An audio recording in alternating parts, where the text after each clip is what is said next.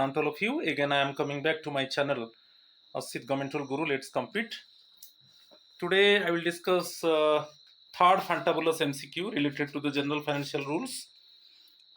In this video, I will discuss 10 multiple choice questions, and in this part, I will discuss very important 3 important rules related to the general financial rule 24, 25 and 26.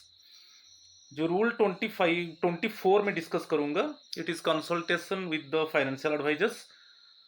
Rule 25 provision of funds for sanction, and जो rule 26 है responsibility of controlling officer.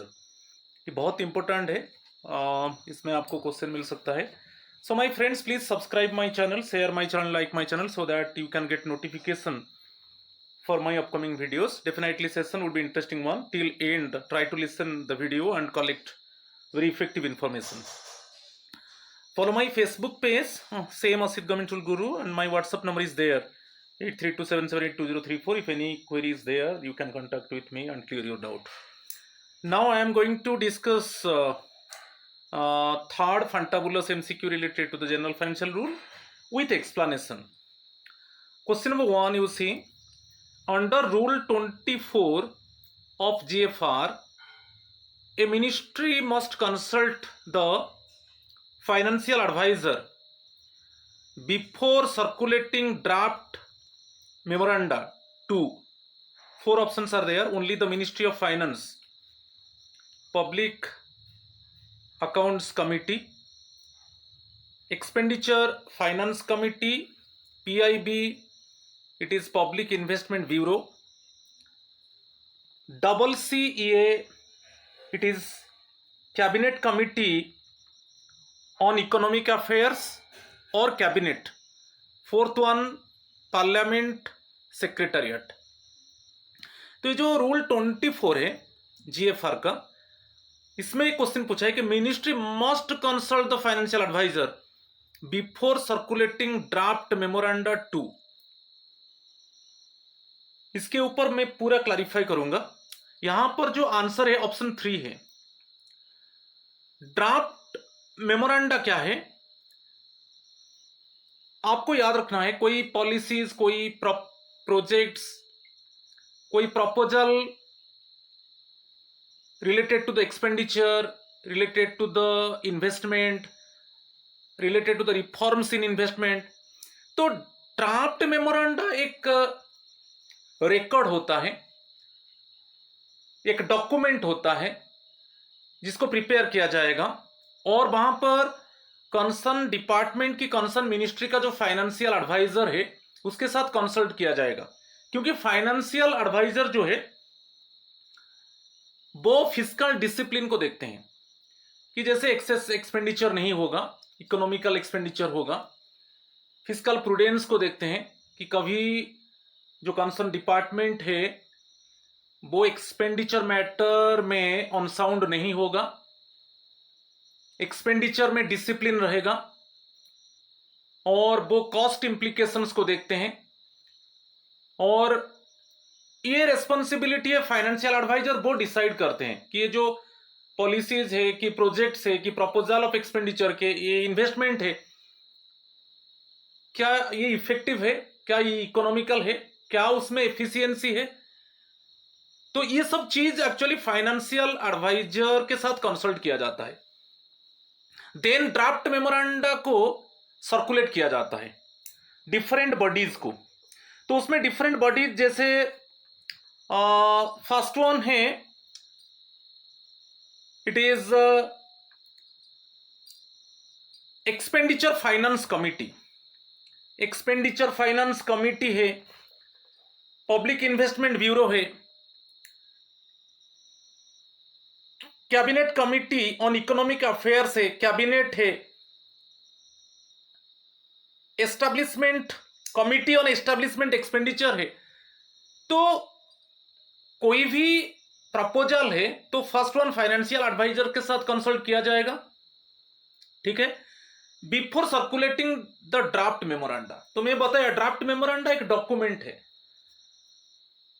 जो related to the जो concern department की concern ministry का एक policy है, कोई project है, कोई प्रपोजल ऑफ एक्सपेंडिचर है, कोई इन्वेस्टमेंट रिलेटेड मैटर है, तो एक डॉक्यूमेंट प्रिपेयर किया जाएगा, फाइनेंशियल एडवाइजर के साथ कंसल्ट किया जाएगा। यदि फाइनेंशियल एडवाइजर ग्रीन सिग्नल देते हैं तब उसको जो हायर बॉडीज है उनको सर्कुलेट किया जाएगा। यदि हायर बॉडीज उसको अप्रूव करते हैं तब वो अल्टीमेटली पार्लियामेंट में अप्रूव होगा, तो उसको अप्रोप्रिएशन बोलते हैं। स्पेसिफिक हेड में जाएगा और स्पेसिफिक पर्पज के लिए वो फंड को एक्सपेंस किया जाएगा। तो यहां पर क्लियरली मेंशन है, ministry must consult the financial adviser before circulating draft memoranda. अच्छा, ड्राफ्ट मेमोरेंडा को ग्रीन सिग्नल दे दिया फाइनेंशियल एडवाइजर, देन वो हायर बॉडीज को जाएगा, वो सर्कुलेट होगा हायर बॉडीज में। हायर बॉडीज कौन होते हैं? Expenditure finance committee, PIB public investment bureau, committee on establishment expenditure जिसको बोलते हैं सीईई, इसमें नहीं है, ठीक है। और next one cabinet committee on economic affairs, cabinet committee on economic affairs और कैबिनेट, ये सब डिफरेंट इट मींस बॉडीज है, उनके पास एक्चुअली वो ड्राफ्ट मेमोरेंडा जाएगा। यदि वो उसको अप्रूव करते हैं वो फिर पार्लियामेंट को जाएगा और पार्लियामेंट में अप्रूव किया जाएगा, ठीक है। यहां पर option 3 is the correct answer. Question number 2, a draft memorandum must contain a confirmation that it has been published in the Gazette, it has been presented in Parliament, the financial advisor has been consulted, it has been sent to the Prime Minister। मैं अभी बताया, कोई भी draft memorandum, कोई भी document prepare होगा, concern ministry की concern department जब एक ड्राफ्ट मेमोरेंडम प्रिपेयर करेगा रिलेटेड टू द पॉलिसी है कि प्रोजेक्ट है कि प्रपोजल फॉर एक्सपेंडिचर है कि कोई इन्वेस्टमेंट है कि रिफॉर्म्स इन इन्वेस्टमेंट है, इसी मैटर में वो डॉक्यूमेंट प्रिपेयर होने के बाद वो फाइनेंशियल एडवाइजर के साथ कंसल्ट किया जाएगा। जो कंसर्न मिनिस्ट्री कंसर्न डिपार्टमेंट का जो फाइनेंशियल एडवाइजर होते हैं उनके साथ कंसल्ट किया जाएगा, और वो वहां पर फाइनेंशियल एडवाइजर वो देखते हैं फिस्कल प्रूडेंस की, फाइनेंशियल स्टेबिलिटी, एफिशिएंसी, राइट, ये सब चीज को, जो फिस्कल रिस्पॉन्सिबिलिटी, ये सब चीज को देखते हैं फाइनेंशियल एडवाइजर। यदि फाइनेंशियल एडवाइजर ग्रीन सिग्नल देंगे और फाइनेंशियल एडवाइजर वो ड्राफ्ट मेमोरेंडम को अप्रूव करेंगे तब वो हायर बॉडीज में जाएगा।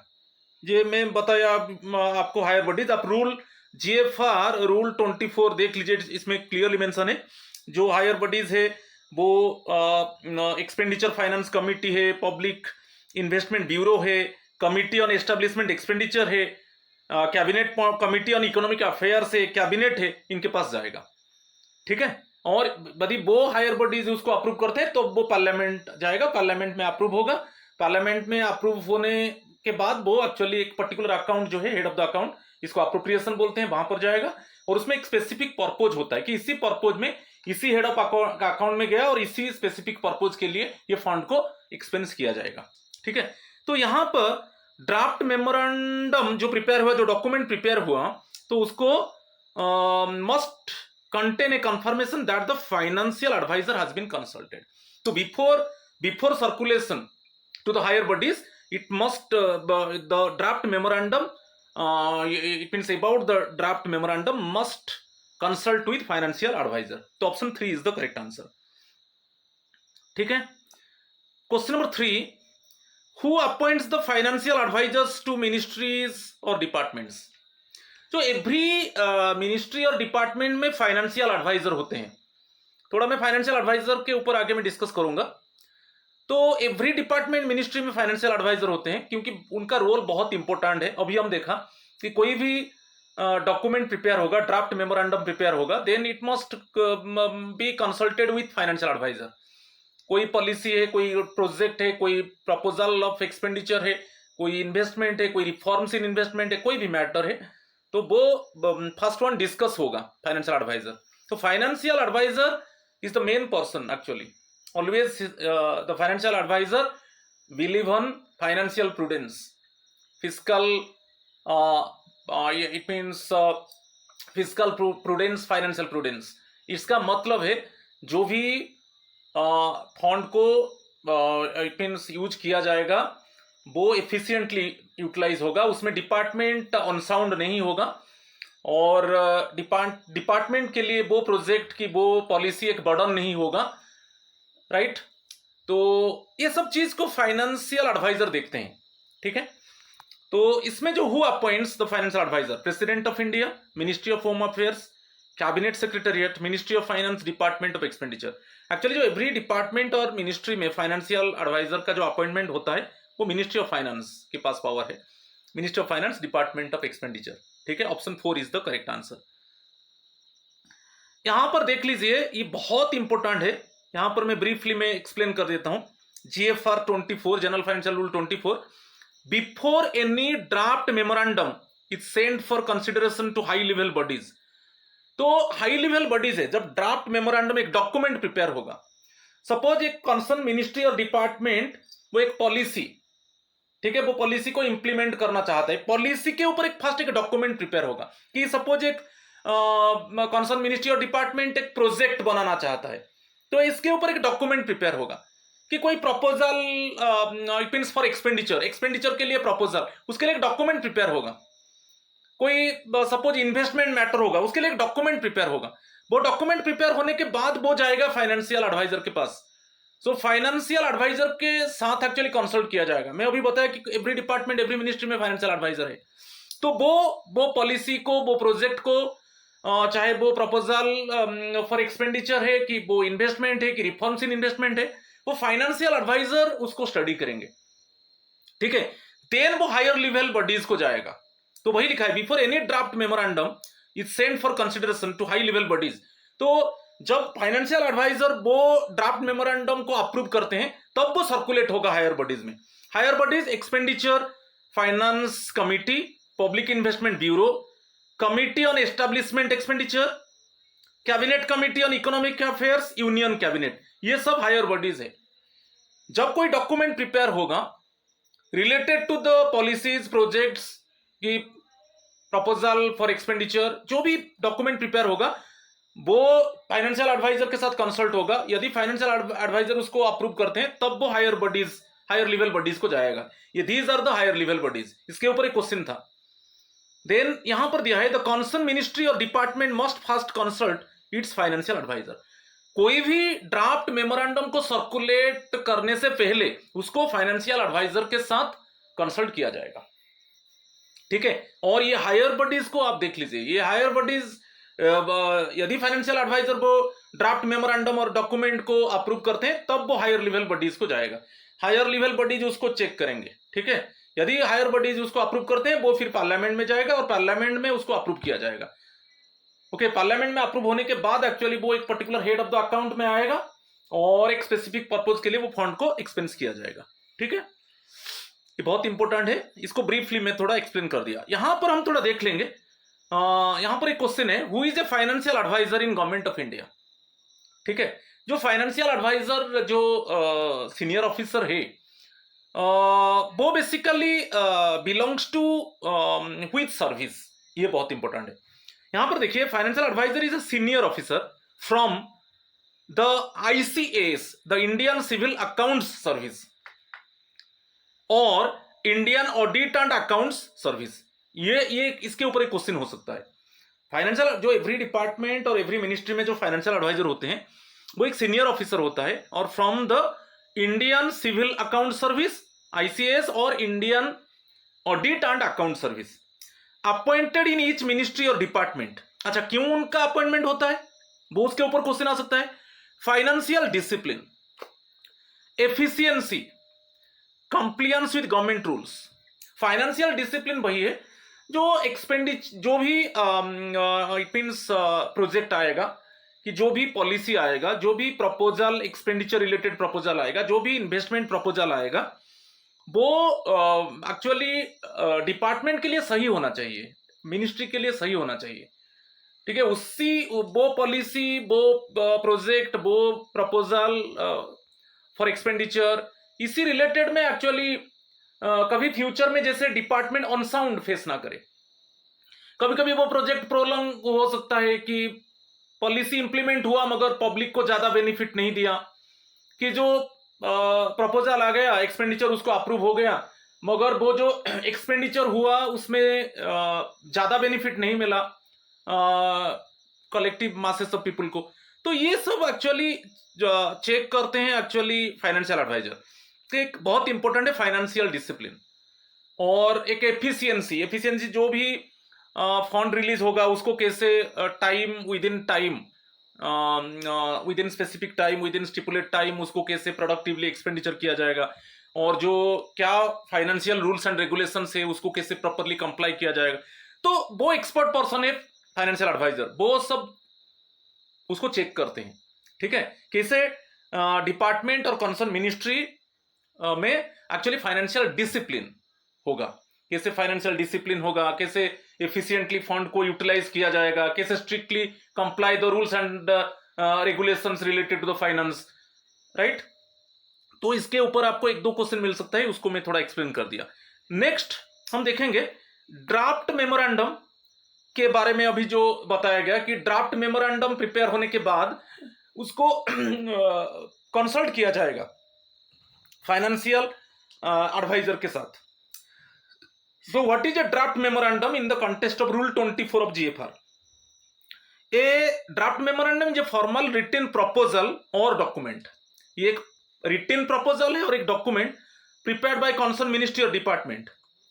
क्यों ये document prepare किया जाता है ना? To seek approval for कोई new schemes और projects का approval के लिए ये document prepare किया गया। Expenditure proposals, policy changes, establishment related matters, investment और reforms. So इसी related में एक रिटन प्रपोजल और एक डॉक्यूमेंट को प्रिपेयर किया मिनिस्ट्री और डिपार्टमेंट, और वो कंसल्ट करेगा उसका जो फाइनेंशियल एडवाइजर के साथ। यदि फाइनेंशियल एडवाइजर वो और रिटन प्रपोजल और डॉक्यूमेंट को अप्रूव करते हैं तब वो हायर बॉडीज को जाएगा। तो हायर बॉडीज में बताया, हायर बॉडीज जो है जैसे एक्सपेंडिचर फाइनेंस कमिटी है, पब्लिक इन्वेस्टमेंट ब्यूरो है, कमिटी ऑन एस्टेब्लिशमेंट एक्सपेंडिचर है, cabinet committee on economic affairs है, कि यूनियन कैबिनेट है, वो सब हायर बॉडीज है। वो फिर स्टडी करेंगे वो रिटन प्रपोजल और डॉक्यूमेंट को, फिर वो उसको प्रोसीड कर दिया जाएगा पार्लियामेंट में। तो पार्लियामेंट एक्चुअली उसको अप्रूव करेगा, तब वो अप्रोप्रिएशन होगा, एक particular head of the account में फंड जाएगा और एक स्पेसिफिक पर्पज के लिए खर्च किया जाएगा। ठीक है,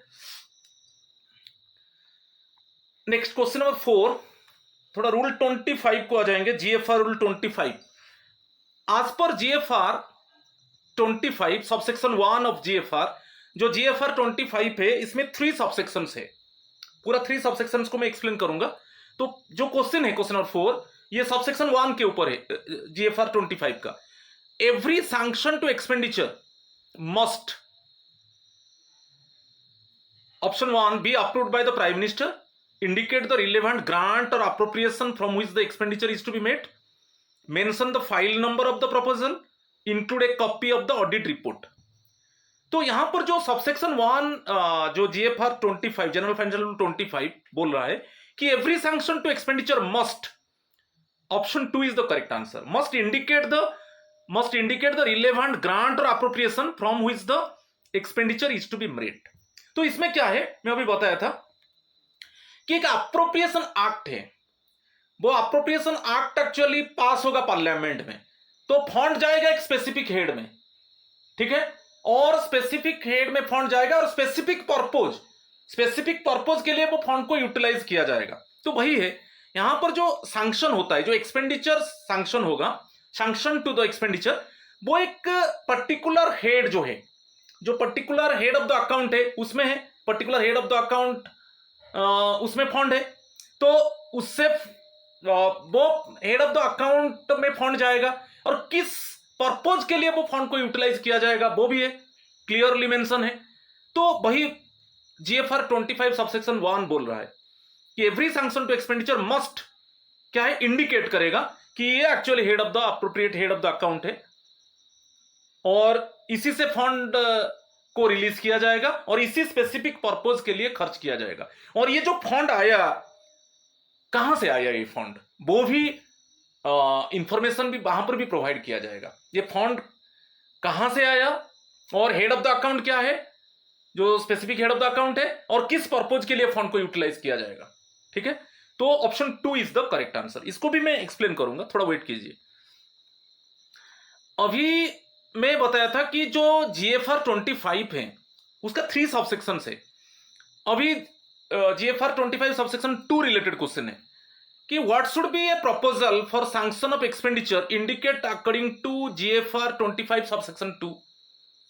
what should a proposal for sanction of expenditure, क्या प्रपोजल है फॉर सैंक्शन ऑफ एक्सपेंडिचर, क्या ये डिफाइन किया है GFR 25 subsection 2। Whether the finance minister has signed it, whether the expenditure can be made through valid appropriation or reappropriation, whether funds have been released to other departments, whether the amount is refundable। क्या define किया है GFR 25 subsection 2? Option 2 is the correct answer. whether the expenditure can be made through valid appropriation or reappropriation। यहां पर जो है, जो proposal for sanction of expenditure है, जो proposal for sanction of expenditure है वो वैलिड अप्रोप्रिएशन, एक particular head of the account है, particular head of the account है जिसमें फंड है, उसको स्पेसिफिक पर्पज के लिए एक्चुअली एक्सपेंस किया जाएगा। ठीक है, तो ऑलरेडी बजट में पास हुआ है कि इसी specific head of the account, ये हेड ऑफ द अकाउंट है, ये फंड है, इसको इसी पर्पज में खर्च किया जाएगा। फिर ये हेड ऑफ द अकाउंट है, उसमें इतना फंड है और उसको इस पर्पज के लिए खर्च किया जाएगा। तो यहां पर वही ये जो proposal for sanction of expenditure है, इसमें जो वैलिड अप्रोप्रिएशन है, जो जिस हेड ऑफ द अकाउंट में, जिस हेड ऑफ द अकाउंट में फंड है और क्लियरली वहां पर मेंशन है कि किस पर्पज के लिए इसको खर्च किया जाएगा, और उसी तरीके से एक्चुअली उसी हेड ऑफ द अकाउंट से मनी रिलीज होगा और उसी स्पेसिफिक पर्पज के लिए उसको एक्सपेंस किया जाएगा। ठीक है, तो option 2 is the correct answer. ठीक है, चलो क्वेश्चन नंबर 6, ये GFR 25 सबसेक्शन 3 रिलेटेड है। When a sanction is issued before funds are communicated in the budget, what must be included in the sanction as per GFR 25(3)? ये बहुत interesting है कि अभी तो फंड्स का सैंक्शन हो गया। When a sanction is issued before funds are communicated to the budget, when funds are, fund नहीं आया है, माने इट मीन्स फंड के लिए इट मीन्स गवर्नमेंट फंड को अप्रूव कर दिया। ठीक है, हम बजट प्रपोजल दे देते हैं और गवर्नमेंट फंड को अप्रूव किया, मगर अभी तक फंड नहीं आया, मगर उसके पहले सैंक्शन ऑफ एक्सपेंडिचर इशू हो गया। अभी फंड नहीं आया, पर्टिकुलर जो हेड ऑफ द अकाउंट है उसमें फंड नहीं आया, मगर उसी head of the specific head of the account से स्पेसिफिक पर्पज के लिए निर्देश दे दिया गया कि एक्सपेंडिचर करो। सैंक्शन ऑफ एक्सपेंडिचर इशू हो गया डिपार्टमेंट्स की मिनिस्ट्री से, मगर अभी फंड वो हेड ऑफ द अकाउंट में नहीं आया है। ठीक है, तो वहां पर क्या है ना, ये जो 4 ऑप्शंस देखिए, date of cabinet approval, statement that the sanction is subject to audit, condition that expenditure is subject to funds being communicated in the budget, approval from Lok Sabha. यहां पर जो है option 3 is the correct answer. तो अभी तो sanction of expenditure हो गया, ठीक है, मगर अभी fund head of the accounts में नहीं आया। ठीक है, मगर हाँ ये क्लियर है कि फंड अप्रूव कर दिया गवर्नमेंट, फंड अप्रूव कर दिया मीन्स फंड आएगा, मगर अभी नहीं आया, फ्यूचर में आएगा, अभी नहीं आया, मगर उसके पहले जरूरत है एक्सपेंडिचर करने के लिए, क्योंकि स्पेसिफिक पर्पज को फुलफिल करने के लिए एक्सपेंडिचर का जरूरत है। तो उसमें कंडीशन है जो भी एक्सपेंडिचर होगा वो एक्सेस नहीं होगा, क्योंकि हम डिटेक्ट करेंगे कि जो बजट प्रपोजल था इसी हेड ऑफ द अकाउंट में इतना फंड आएगा और इस पर्पज के लिए खर्च किया जाएगा। यदि पहले sanction of expenditure it means उसके लिए ऑर्डर आ जाता है और फंड नहीं आया है, तो उसी हमको मालूम है कि इसमें कितना फंड आएगा, उसके हिसाब से हमको, कंडीशन के हिसाब से हमको एक्सपेंडिचर करना है। तो option 3 is the correct answer. अभी तीनों सेक्शन को हम एक्सप्लेन करेंगे। जो रूल 25 सबसेक्शन 1 है, लिंक टू बजट प्रोविजन, मैं सेपरेटली एक एक को डिफाइन करूंगा। तो उसमें क्लियरली मेंशन है, all sanctions to the expenditure shall indicate the details of the provisions in the relevant grant or appropriation where from such expenditure is to be made। तो जो लिंक टू बजट प्रोविजन में जो subsection 1 बोल रहा है, जो sanction of expenditure है वो क्लियरली इंडिकेट करेगा कि ये जो फंड है किस अप्रोप्रिएशन में है, किस हेड ऑफ अकाउंट में है ये फंड, वो क्लियरली मेंशन करेगा कि हेड ऑफ द अकाउंट यही है, इसी में फंड है, इतना फंड है और इसको इस पर्पज के लिए उसको खर्च किया जाएगा। जैसे हेड ऑफ द अकाउंट है कि एक mess expenditure head of the account है, ठीक है, तो head of the account mess expenditure means उसमें क्लियरली मेंशन है स्पेसिफिक पर्पज। तो जो स्पेसिफिक पर्पज है, जो भी हॉस्टल स्टूडेंट्स है उनके लिए वो फंड को एक्सपेंडिचर किया जाएगा। क्लियरली मेंशन है पर स्टूडेंट कितना एक्सपेंस होगा मंथली, ठीक है कि नहीं। तो वही यहां पर क्लियरली इंडिकेट करेगा कि हेड ऑफ द अकाउंट क्या है। जैसे suppose head of the account है मेंटेनेंस एंड रिपेयर, उसमें हेड ऑफ द अकाउंट वही मेंटेनेंस एंड रिपेयर, तो पर्पज है हम उसको रिपेयर करेंगे, only renovation not new work. आप समझ रहे कि नहीं। तो ये क्लियरली मेंशन होगा कि हेड ऑफ द अकाउंट ये फंड है, इसी पर्पज के लिए उसको खर्च किया जाएगा। और ये जो फंड आया है ये कहां से आया है वो भी मेंशन होगा। ये रूल 25 बोल रहा है। देखिए नेक्स्ट, व्हेन ए मिनिस्ट्री और department issues a sanction order to spend money, यदि मिनिस्ट्री और डिपार्टमेंट वो सैंक्शन ऑर्डर इश्यू करता है एक्सपेंडिचर के लिए, तो इसमें क्लियरली मेंशन होता है सैंक्शन ऑर्डर में कि हेड ऑफ द अकाउंट क्या है। जैसे मेरा एग्जांपल था, head of the account maintenance and repair है, ठीक है, और हेड ऑफ द अकाउंट में सपोज 30 लाख आ गया, maintenance and repair head of the account है 30 लाख आ गया। और ये जो 30 लाख आया ये कहां से आया, द ग्रांट नंबर और appropriation under which the funds will come from. ये जो फंड आया कहां से आया वो भी क्लियरली मेंशन होगा सैंक्शन ऑर्डर में। समझ में आ रहा है कि नहीं। तो ये बहुत, जो रूल 25(1) है सबसेक्शन 1 ये बोल रहा है कि जब भी सैंक्शन ऑर्डर इश्यू होता है उसमें क्लियरली मेंशन होता है कि ये हेड ऑफ द अकाउंट है और ये पर्पज है, ये हेड ऑफ द अकाउंट है और इस पर्पज के लिए इसको एक्सपेंस किया जाएगा, ठीक है। और वहां पर ही मेंशन होगा कि ये जो ग्रांट आया, कि जो अप्रोप्रिएशन आया, ये जो हेड ऑफ द अकाउंट को ये जो फंड आया ये कहां से आया, ठीक है। तो ये भी सैंक्शन ऑर्डर में मेंशन होगा। ये सबसेक्शन 1 बोल रहा है। अभी देखेंगे सबसेक्शन 2, रूल 25 सबसेक्शन 2। इसमें है कि इसमें अप्रोप्रिएशन और रीअप्रोप्रिएशन के ऊपर बोल रहा है। तो अभी मैं डिस्कस करूंगा अप्रोप्रिएशन क्या है, रीअप्रोप्रिएशन क्या है। फर्स्ट आप देख लीजिए जो statement, all proposals for sanction to expenditure shall indicate whether such expenditure can be made by valid appropriation और रीअप्रोप्रिएशन। तो सेकेंड जो सबसेक्शन बोल रहा है कि वैलिड अप्रोप्रिएशन, कि पर्टिकुलर ये हेड ऑफ द अकाउंट है, ये फंड है और उसको इस पर्पज के लिए खर्च किया जाएगा। और रीअप्रोप्रिएशन क्या है, ट्रांसफर, कि उसमें सैंक्शन ऑर्डर में मेंशन है कि इसी हेड में फंड है उसको और एक हेड को ट्रांसफर कर दीजिए और उसको एक्सपेंस कीजिए। Reappropriation means transfer of fund from one head to another head, ठीक है। तो सैंक्शन ऑर्डर में क्लियरली मेंशन होगा, और सैंक्शन ऑर्डर में क्लियरली मेंशन होगा कि वैलिड अप्रोप्रिएशन मींस इसी हेड के लिए पैसा आया है, फंड आया है और इसी पर्पज के लिए, और स्ट्रिक्टली उसको कंप्लाई करना है। और वहां पर भी सैंक्शन ऑर्डर में मेंशन होगा कि इसी फंड में, इसी हेड में सरप्लस फंड है उसको ट्रांसफर कर दीजिए अदर हेड को और एक्सपेंस कीजिए। क्लियर। ये तो इसमें जो रूल 25(2) अप्रोप्रिएशन और रीअप्रोप्रिएशन के ऊपर एम्फसाइज किया है। तो before approving expenditure it must be stated whether the required amount is available within the existing budget appropriation। appropriation वही जो एक पर्टिकुलर हेड में, पर्टिकुलर सपोज मैं जैसे बताया कि पर्टिकुलर हेड है मेंटेनेंस एंड रिपेयर कि सपोज इसके लिए फंड आया तो बजट आया 30 लाख, तो उसी के अंदर हमारा एक्सपेंडिचर होगा within the existing budget. जो भी एक्सपेंडिचर होगा विद इन द बजट, जो भी रिनोवेशन वर्क होगा, जो भी रिपेयर वर्क होगा वो 30 लाख के अंदर ही होगा, क्योंकि जो अप्रोप्रिएशन है, जो हेड ऑफ द अकाउंट है उसमें 30 लाख से।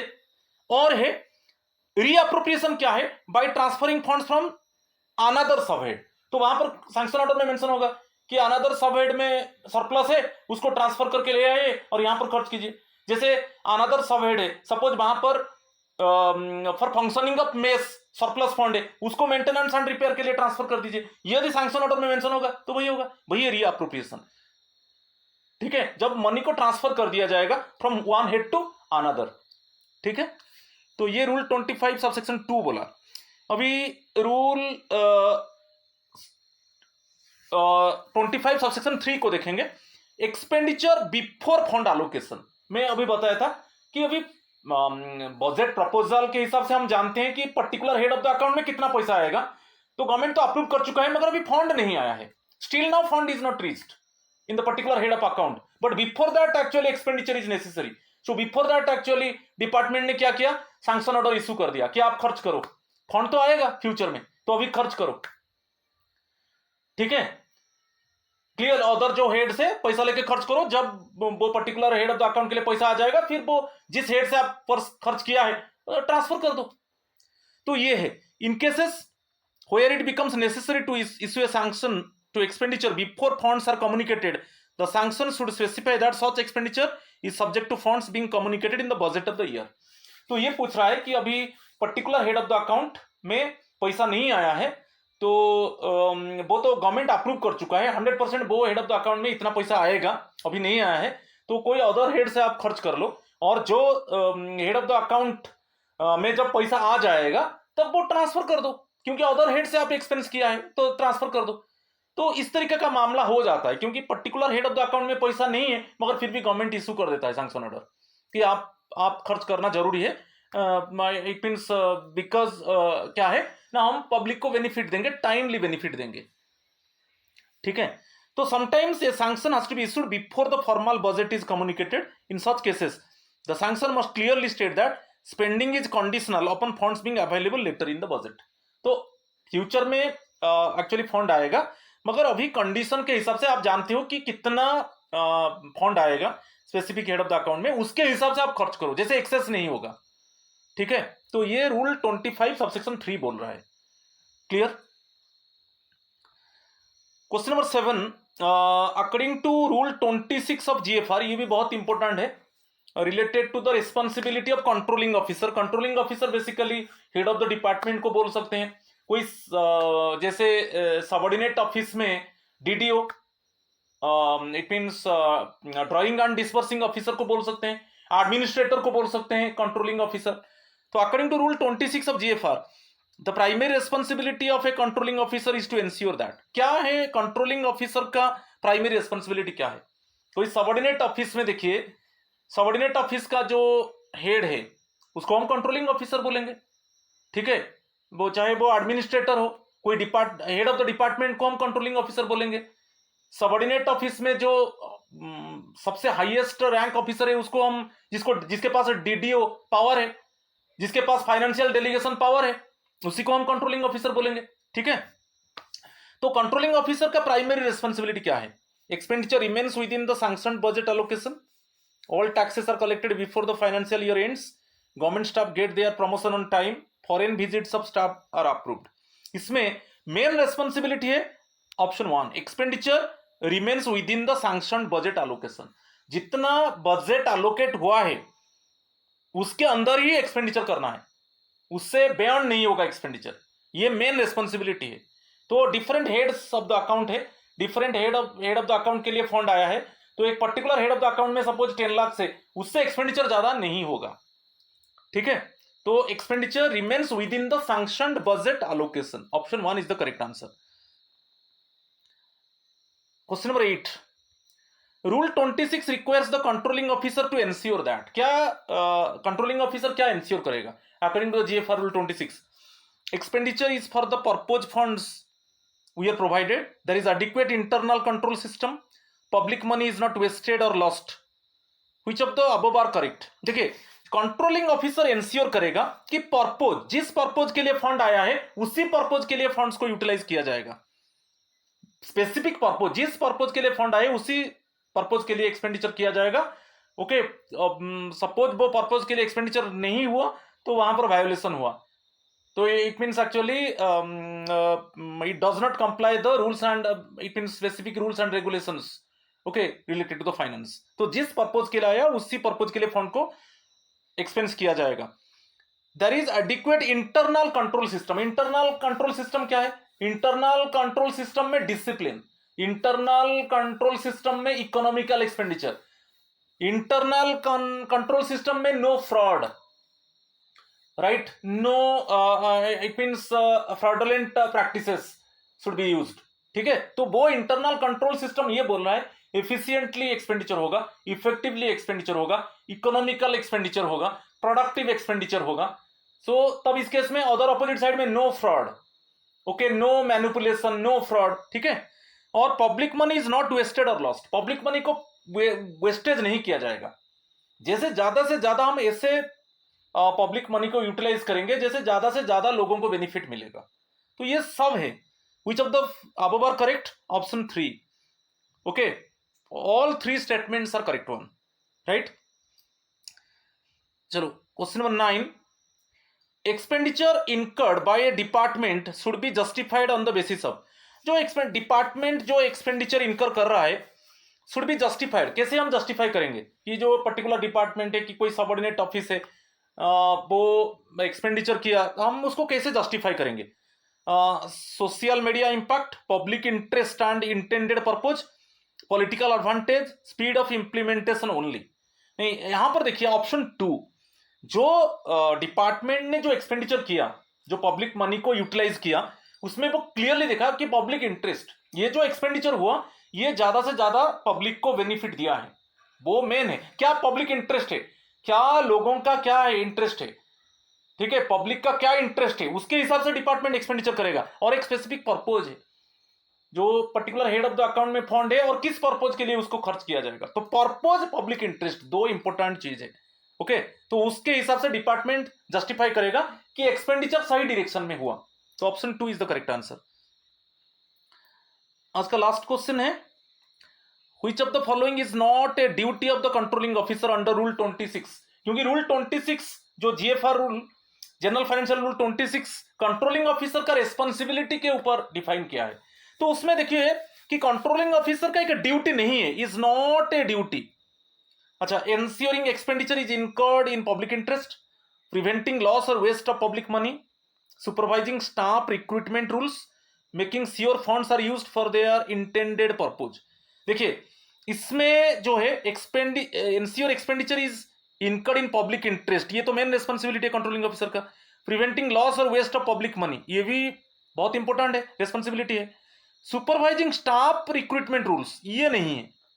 Making sure funds are used for their intended purpose, तो ये 3 चीज है। एक है जो एक्सपेंडिचर होगा वो पब्लिक इंटरेस्ट के लिए किया जाएगा, बेसिकली जो पब्लिक का इंटरेस्ट है उसके हिसाब से एक्सपेंडिचर होगा, और कभी भी वेस्टेज नहीं होगा कि लॉस नहीं होगा। और नेक्स्ट है जो पर्पज है, जिस पर्पज के लिए एक्सपेंडिचर करना चाहिए उसी पर्पज के लिए एक्सपेंडिचर किया जाएगा, ठीक है। तो option 3 is not the duty of the controlling officer, ठीक है। ये 10 क्वेश्चन था। मैं थोड़ा रूल 26 जो ड्यूटीज ऑफ कंट्रोलिंग ऑफिसर है उसको थोड़ा हम एक्सप्लेन करेंगे। आप देख लीजिए रूल 26 जनरल फाइनेंशियल रूल, ये बहुत इंपॉर्टेंट है। ये जो 24, 25, 26 में बताया, एक 24 में बताया कि consultation with the financial advisers, ठीक है, उसके ऊपर क्लैरिफाई किया। Rule 25 provision of funds for sanction, और ये रूल 26 है responsibility okay of the controlling officer. First responsibility है जो भी एक्सपेंडिचर होगा within the budget limit, जो बजट एलोकेशन, जितना फंड आया है बजट एलोकेशन में, ओके, जितना फंड आया है उसी के अंदर खर्च करना है।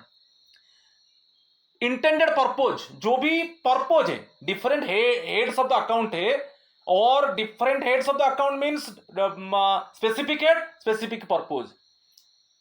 आप समझ रहे हो कि नहीं, specific head of the account specific purpose के लिए खर्च होगा, तो पर्पज को देखना है। नेक्स्ट है पब्लिक इंटरेस्ट, जो भी एक्सपेंडिचर होगा वो पब्लिक इंटरेस्ट के हिसाब से होगा। और एक है इंटरनल कंट्रोल एंड विजिलेंस, इसमें मैं बताया था कैसे एफिशिएंटली एक्सपेंडिचर होगा, कैसे इफेक्टिवली होगा, कैसे प्रोडक्टिव एक्सपेंडिचर होगा, जैसे फ्रॉड नहीं होगा, जैसे कोई मैनिपुलेशन नहीं होगा, वो इंटरनल में आ जाता है। और उसमें भी बहुत इंटरनल कंट्रोल विजिलेंस में there is no wasteful expenditure, there is no loss of public money, ये भी आ जाता है। तो देख लीजिए that adequate control mechanism is functioning in his department for prevention, detection of errors and irregularities, कोई भी फाइनेंशियल irregularities नहीं होगा, फाइनेंशियल एरर्स नहीं होगा, proceeding of his subordinate officers, and to guard against waste and loss of public money, तो कोई भी irregularities नहीं होगा, कोई भी errors नहीं होगा, कोई भी वेस्टेज ऑफ पब्लिक मनी नहीं होगा, कोई लॉस ऑफ पब्लिक मनी नहीं होगा, ठीक है। ये सब इंटरनल कंट्रोल एंड विजिलेंस, ठीक है। तो ये 4 रेस्पॉन्सिबिलिटी बहुत इंपॉर्टेंट है। Within budget actually expenditure must be made, specific purpose expenditure must be made, for public to fulfill the public interest expenditure must be made, and properly visual okay the internal control, ठीक है। तो ये था rule 26। मैं rule 24, 25, 26 को 10 questions, बहुत बढ़िया questions था, और ब्रीफली मैं रूल 24, 25, 26 को भी एक्सप्लेन किया। So my friends, please subscribe my channel, share my channel, like my channel, so that you can get notification for my upcoming videos. आज इतना ही है. Thank you and namaskar to all of you.